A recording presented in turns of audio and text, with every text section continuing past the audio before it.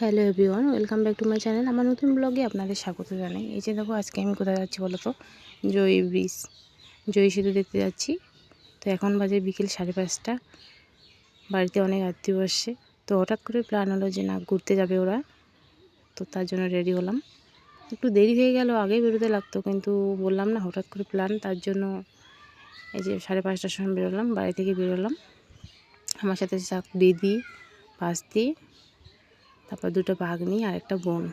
দেখো, বাড়ি থেকে বেরোচ্ছি। বাড়িতে গাড়ি আছে, কিন্তু গাড়িতে অতগুলো লোক ধরবে না, তার জন্য টোটোতে করে যাচ্ছি। এই যে বাড়ি থেকে বেরোলাম, মেন রোডে উঠলাম। আর হ্যাঁ, অবশ্যই যদি আপনারা আসেন মেখলিগঞ্জে, তাহলে অবশ্যই কিন্তু জয়ী ব্রিজে ঘুরতে আসবেন। খুব সুন্দর জায়গাটা। এই যে দেখো, উপরে ঝকঝকে রাস্তা। আর এই রোড দিয়ে কিন্তু একেবারে জয়ী সেতু পার করে, মানে ক্রস করে তারপরে হলদিবাড়ি যাওয়া যায়। হলদিবাড়ি থেকে ওইদিকে জলপাইগুড়ি যাওয়া যায়। আগে কিন্তু মানুষ, যখন ব্রিজটা ছিল না, তখন নদী দিয়ে যাওয়া আসা করতো, নদী দিয়ে নৌকোতে করে যাতায়াত করতো। তো এখন ব্রিজটা হওয়ার পর থেকে অনেক সুবিধা হচ্ছে। এখন সবাই যখন খুশি তখন যেতে পারে। নাহলে তো নৌকো দিয়ে অনেকজন ভয় পেত, যেত না। বিশেষ করে আমি তো ভয় পেতাম নৌকোতে উঠতে। তো দেখো, এই যে যাচ্ছি মেখলিগঞ্জের 1 কিলোমিটার আগেই কিন্তু জয়ী সেতুর রাস্তা। এই যে দেখো, মেন রোড যাচ্ছি। এই যে, আর হ্যাঁ, আপনাদের বলে রাখি যারা জানেন না, এই জয়ী সেতুটা কিন্তু তিস্তা নদীর যে ব্রিজ হয়, ওটাকে জয়ী সেতু নামে পরিচিত। আপনারা কে কে আসছেন এখানে জয়ী সেতু দেখতে, তা অবশ্যই কিন্তু কমেন্টে জানাবেন। এই যে দেখো, খুব সুন্দর জায়গাটা, সবুজে সবুজ, একেবারে সবুজে সবুজ। আর এই যে খালবিলগুলো দেখা যাচ্ছে, এখানে কিন্তু প্রচুর মাছ পাওয়া যায়। আমাদের বাড়ি থেকে বেশি দূরে না জয়ী সেতু, আমাদের বাড়ি থেকে 1.5 কিলোমিটার হবে। তো যখনই একটু মন টন খারাপ থাকে, তখনই আসি এখানে, ঘুরে যাই। তো দেখো, এই যে যাচ্ছি ফাইনালি। এই দেখো, এগুলোতে প্রচুর মাছ পাওয়া যায়, এগুলোতে খুব সুন্দর জায়গাটা। এই যে দেখো, এই যে ছোট ছোট বাড়িগুলো দেখা যাচ্ছে, এগুলো কিন্তু আগে খড়ের বাড়ি ছিল। ধান থেকে যে খড়গুলো হয়, ওগুলোর বাড়ি ছিল। এখন দেখো, সময়ের সাথে সাথে মানুষ পরিবর্তন হয়, তার জন্য এখন আগে ছিল খড়ের বাড়ি, এখন হয়েছে টিনের বাড়ি। ভবিষ্যতে আরও ভালো হবে, উন্নতি হবে। এই যে দেখো, মাঝখানে এখানে একটা বাঘা বাড়ি দেখা যাচ্ছে। এই যে জুম করে দেখাই আপনাদের, তাহলে সুবিধা হবে। খুব সুন্দর লাগে জায়গাটা, আমার তো ভীষণ ভালো লাগে। আপনারা যদি না আসেন, অবশ্যই মেখলিগঞ্জে আসলে কিন্তু জয়ী সেতু দেখতে মিস করবেন না। খুব সুন্দর জায়গা। ফাইনালি চলে আসলাম, আর একটু বাকি আছে।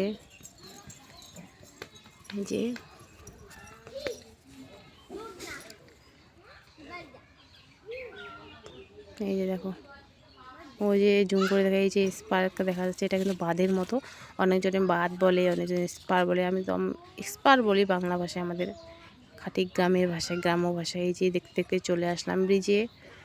তো আপনাদের দেখাই, এই যে ব্রিজের নিচ দিয়ে যে রাস্তাটা গেছে, যেই বাঁধটা দেখালাম, ওই বাঁধের ওইদিকে গেছে ওই রাস্তাটা। তো ওইদিকে আমরা যাব একটু পরে।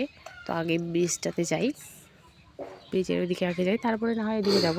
কারণ বললাম তো, বেশি সময় নেই, ব্রিজে বেশিক্ষণ থাকা যাবে না, কারণ আমাদের 15 মিনিট অলরেডি হয়ে গেল।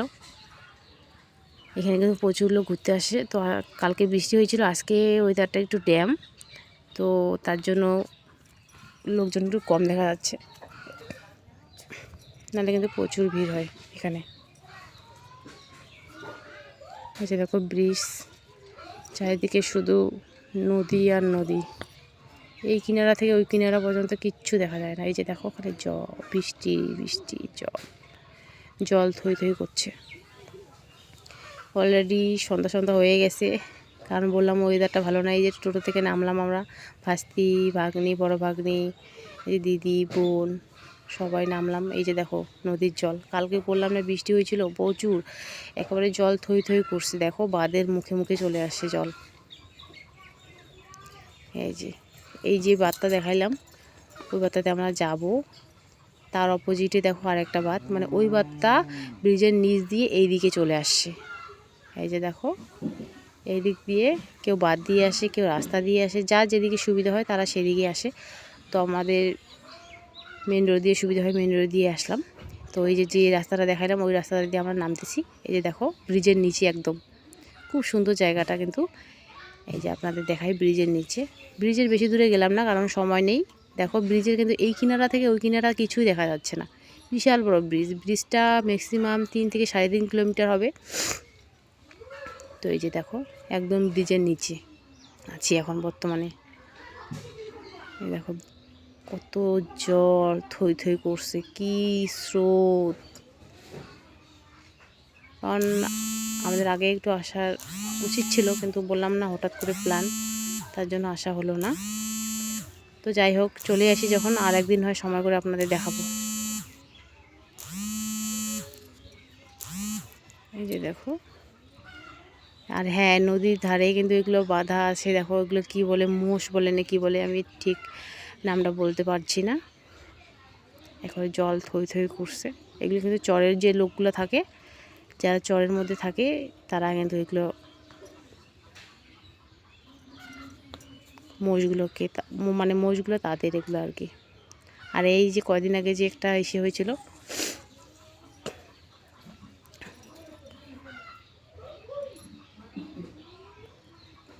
কয়দিন আগে যে বান হয়েছিল, ওই যে নদীর জলে খড়কুটোগুলো ভেসে আসছে। এই যে দেখো কত খড়কুটো, এগুলো কিন্তু সব গ্রাম মানে চরের লোকগুলো জড়ো করছে, জড়ো করে উনুনে ব্যবহার করে। এই যে এদিকে আসছে আমার দিদি, এই যে বোন আর বড় ভাগ্নি হাই দিচ্ছে। এই যে খুব সুন্দর জায়গাটা, আমার তো ভীষণ ভালো লাগে। আপনাদের কেমন লাগবে জানি না, কিন্তু আমার ভীষণ ভালো লাগে। এইখানে কিন্তু অনেক দোকান আসে। তো আজকে বললাম না ওয়েদারটা একটু ড্যাম জন্য আর সন্ধ্যাও হয়ে গেছে, তার জন্য একটু লোকজন একটু কম আসে আজকে। তো যাই হোক নেক্সট টাইমে দেখাবো। এই যে দেখো ঘাটে একটা নৌকো বাঁধা আছে, দেখো। আর বেশিরভাগই কিন্তু এখানে প্রেমিক যুগলগুলো আসে, কারণ জায়গাটা একদম নিরিবিলি। তো আর ব্রিজটা দেখো এই কিনারা থেকে ওই কিনারা কিছুই দেখা যাচ্ছে না, এত বড় ব্রিজ। কে কে আসেন কমেন্টে অবশ্যই জানাবেন। এই ব্রিজটা দেখাই, চারিদিকে দেখাই, একটু দাঁড়াও।